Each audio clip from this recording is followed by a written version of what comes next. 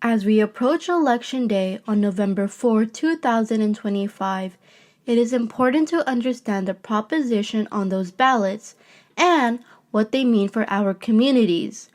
A well-known proposition today is Proposition 50, a proposed constitutional amendment aimed at increasing democratic representation and promoting fairness. Many of us have likely seen those political ads about it, some videos even saying, "Vote yes on 50. Vote no on 50. As Americans, it is our responsibility to vote in ways that protect our country's best interest while benefiting the population. Let me repeat the word population. Isn't that what democracy represents? Being informed about the measures on a ballot is essential to ensure fair representation and to prevent policies that could perpetuate inequality, deny rights, or unfairly disadvantage certain communities. Every vote must count, especially when the stakes involve protecting all members of American society. However, how can we ensure that the proposition we vote for are ethical and fair? History has shown previous ballot measures that have negatively targeted certain American communities. Proposition 209 banned affirmative action programs and limited opportunities for marginalized students. Proposition 227 with banning bilingual education. A social injustice issue that Desiree Zamorano addresses in her novel Dispossessed is that propositions that target immigrants and/of certain minorities are not acts of democracy.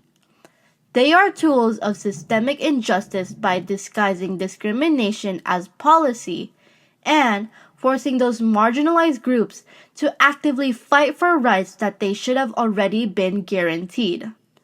A major proposition that Zamorano addresses is Proposition 187. It is the proposition known as the quote-unquote Save Our State initiative in the California's 1994 ballot. If and when passed, it denies public services as education, healthcare, and other social services to the undocumented people. Thus, fears and communities' voices about this injustice have spread and increased. In page 285 of Dispossessed, the main protagonist Manuel learns about Prop 187. Though he isn't directly targeted, he has seen others such as his own family and friends' experiences and attitude regarding this issue. She was worked up over Prop 187. When he first heard about it, he thought it was a sick joke. Not like kids go to school just because their parents didn't have the right papers. Zamorano uses the literary device of asking a rhetorical question to highlight the absurdity and cruelty of Proposition 187, emphasizing how it punishes innocent children for circumstances beyond their control. Their parents didn't have the right papers. Though Manuel has yet to form a stance regarding this proposition, his empathy towards the Mexican community is clear. I mean, he has lived within it and witnessed the mistreatment of those close to him. His initial reaction, thinking it was a sick joke, underscores the moral outrage these policies advocate. The casual diction of sick joke makes the injustice feel personal, as Prop 187's approval would directly harm children, families, and community members. Stripping away guaranteed rights like access to education and healthcare is no joke. These proposition policies punish people for circumstances beyond their control, such as immigration status or race. In contrast to Manuel's disbelief, Dahlia's anger, she is worked up over Prop 187, reflects the urgency of activism. This mirrors real-world situations where children of undocumented immigrants are denied basic services. Policies like the 1996 Welfare Reform Act, which followed the Prop 187 and local anti-immigrant ordinances, similarly restricted access. This creates emotional, social, and political burdens for the entire Mexican community. highlighting the systemic inequalities perpetuated by propositions like Prop 187. Fueled by fear, anger, and disbelief towards unjust propositions, communities often turn to activism as a mean of resistance. Zamorano illustrates this through literary symbolism and imagery. Dahlia held her poster up, her hair too short and spiky, wearing a tight t-shirt with the Mexican flag on it. The poster read, "No on 187" on one side and "No repeat" on the other. Dahlia's appearance and protest sign represents cultural pride, defiance, and solidarity. Meanwhile, the slogans directly challenge the discriminatory policy. Through this imagery, Zamorano shows that activism emerges as a necessary response to systemic injustice, allowing marginalized individuals to defend rights that they were unjustly denied from. This fictional activism mirrors real-world examples of community mobilization in response to inequality.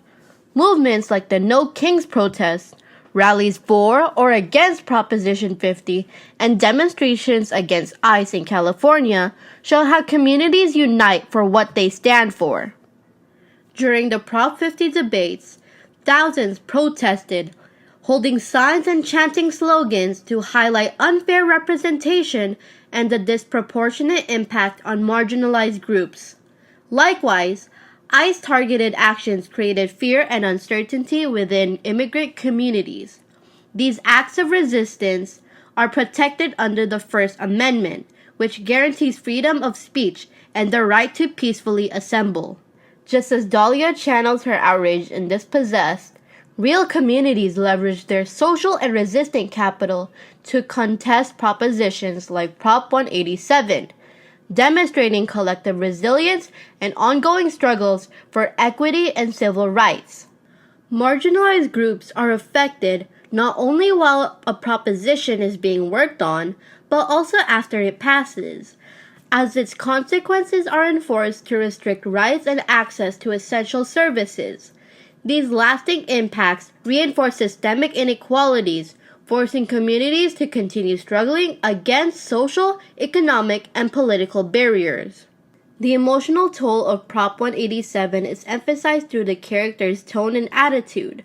Zamorano writes, "When a month later the state of California voted for Proposition 187, Dahlia and Lizette hovered between rage and depression, while Manuel wondered why everyone was so afraid of Mexicans." Words like rage and depression convey the intense psychological strain on Dahlia and Lizette. Meanwhile, Manuel's swearing signals his shock at the irrational fear underlying his social prejudice. The tone highlights the broader social conflict by capturing the tension, fear, and outrage experienced by immigrant communities under exclusionary policies.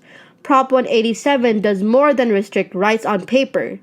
It inflicts emotional distress, fosters fear, and reinforces systemic barriers that marginalize communities based on legal status or race.